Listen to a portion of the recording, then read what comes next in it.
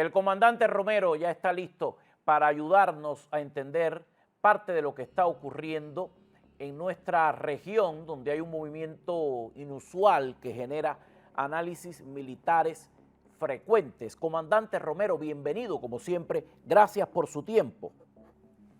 Gracias a ti, Sánchez Gras, muy amable, como siempre. Comandante, hemos comenzado hoy hablando del tema Cuba por las advertencias de parte de la administración de los Estados Unidos, y la respuesta de Cuba siempre es alardeando con una preparación combativa de la cual no tenemos datos concretos, fiables que ofrecer, porque ellos han permanecido en la oscuridad, literalmente, en la oscuridad de la información, en la nitidez en cuanto a sus partes oficiales y de gobierno, y también en la oscuridad de los apagones.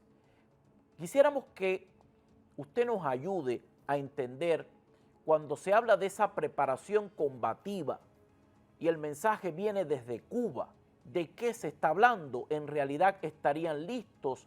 ¿Qué valoración se puede hacer del ejército y el equipamiento que tendrían en Cuba?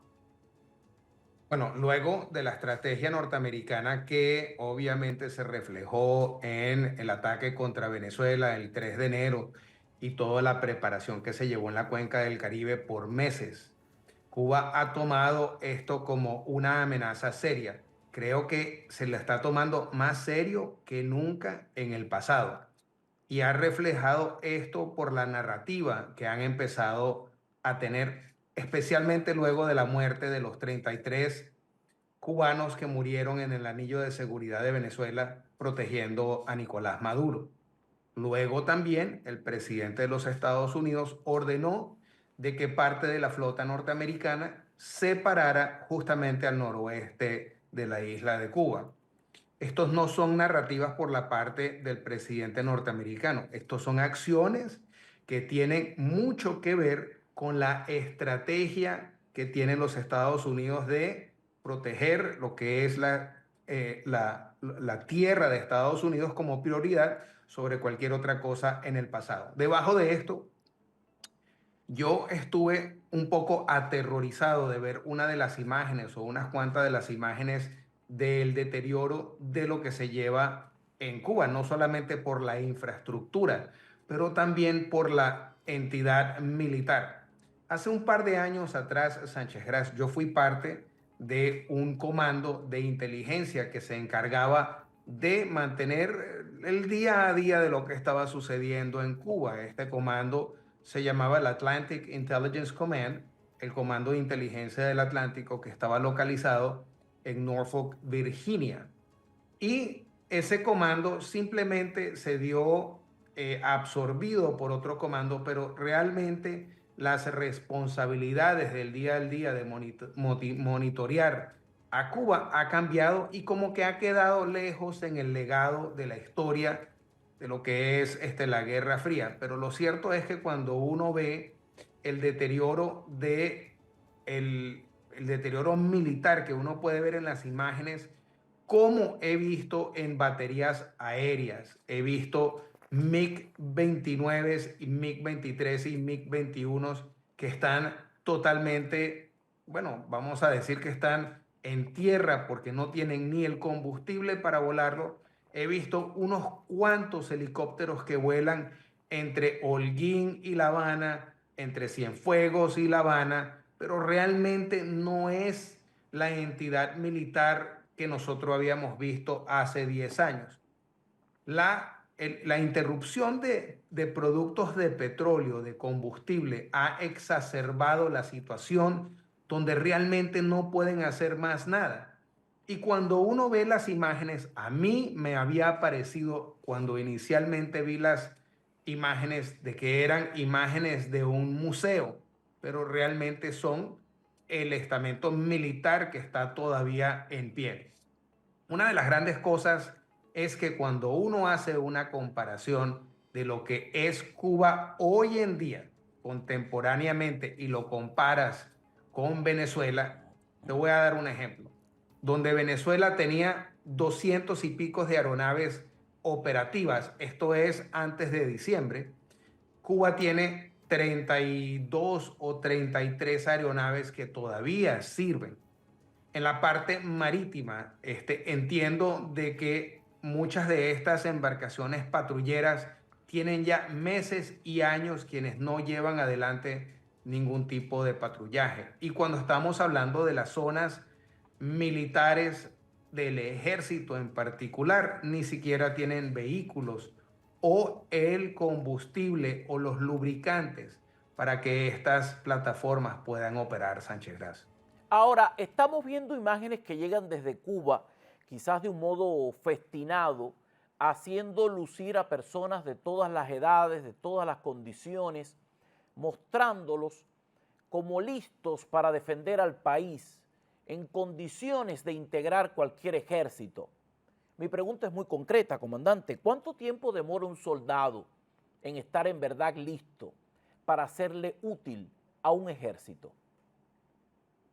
Bueno, vimos particularmente lo que sucedió en Venezuela con los millones de milicianos que aparentemente ni siquiera se despertaron con el ruido que hizo el estruendo de la entrada de los norteamericanos en Venezuela. Y cuando uno ve a Cuba, parte de la amenaza que existía cuando yo estaba viendo y monitoreando estas actividades en Cuba, una de las que nosotros estábamos preocupados era de los milicianos. Los milicianos hace 20 años estaban en una muy buena forma física, estaban entrenando, entrenaban entre las comunas con el estamento cívico-militar, pero esto no es lo que vemos en Cuba hoy en día, aparte de un pito y tal vez un palo para tal vez utilizarlo como en una forma de ley y orden para traer algún tipo de seguridad o para reprimir el pueblo. Pero te voy a decir algo en particular.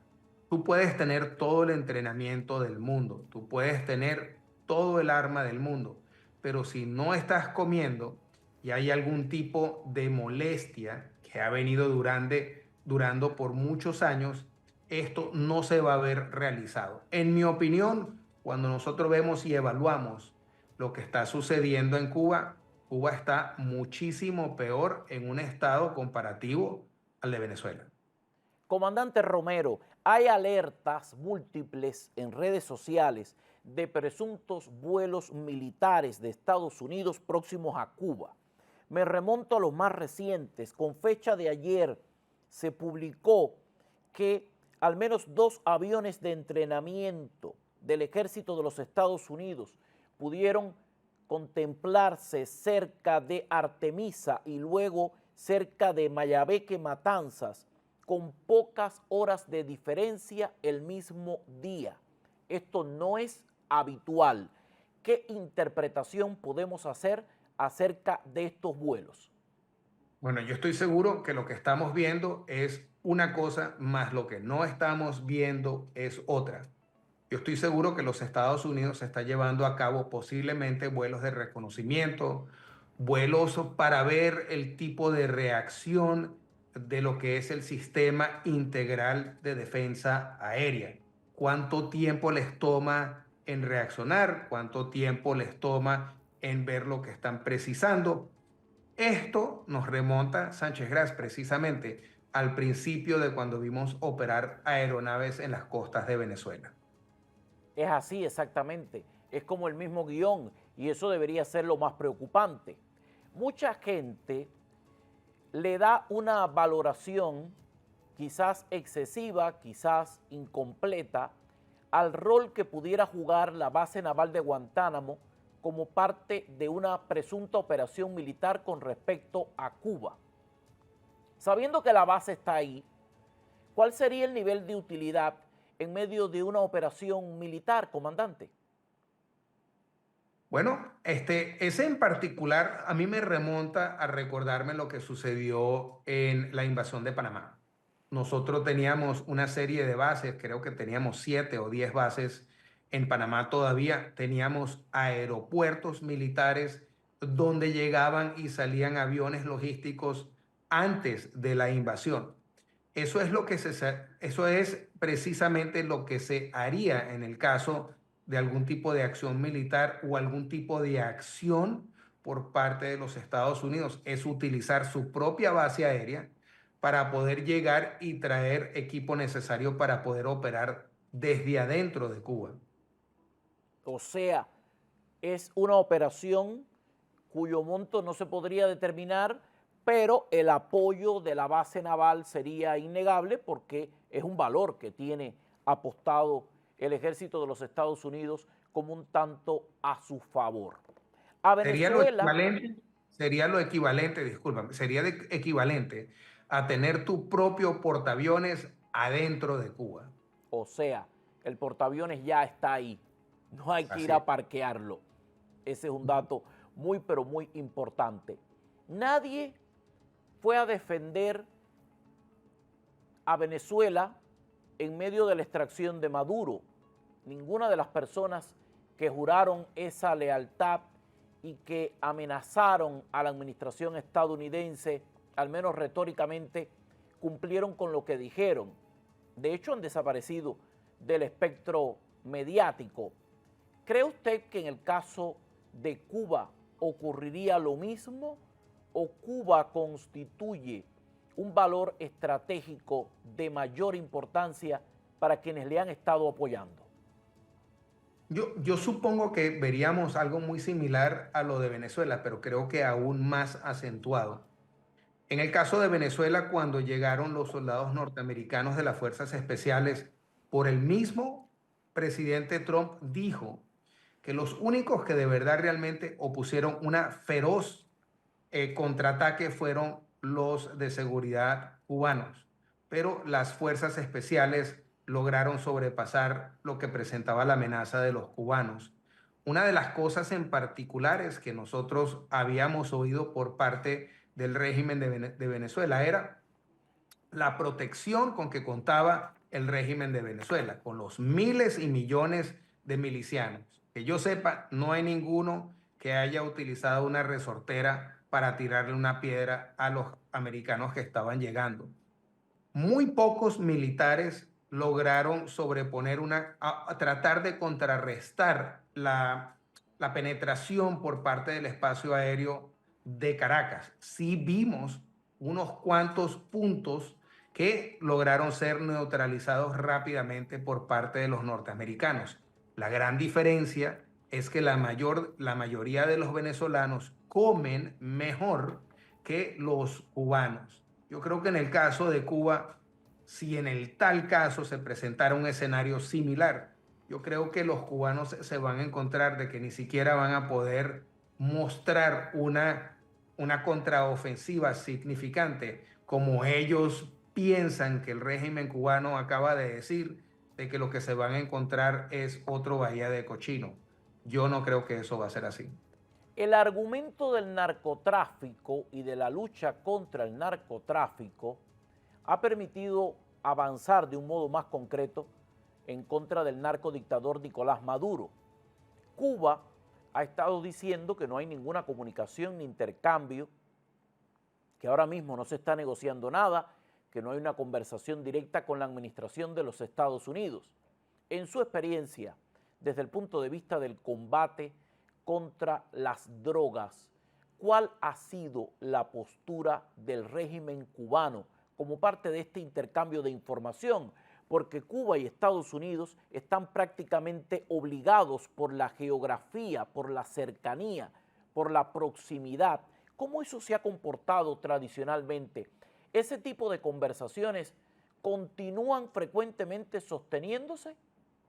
Bueno, lo último que yo tuve oportunidad de oír, que fue más o menos para julio del año pasado, esas comunicaciones todavía se mantienen las comunicaciones para contrarrestar lo que es el tráfico de humanos en el alta mar y también ellos ayudan y apoyan algunas operaciones de narcotráfico en alta mar.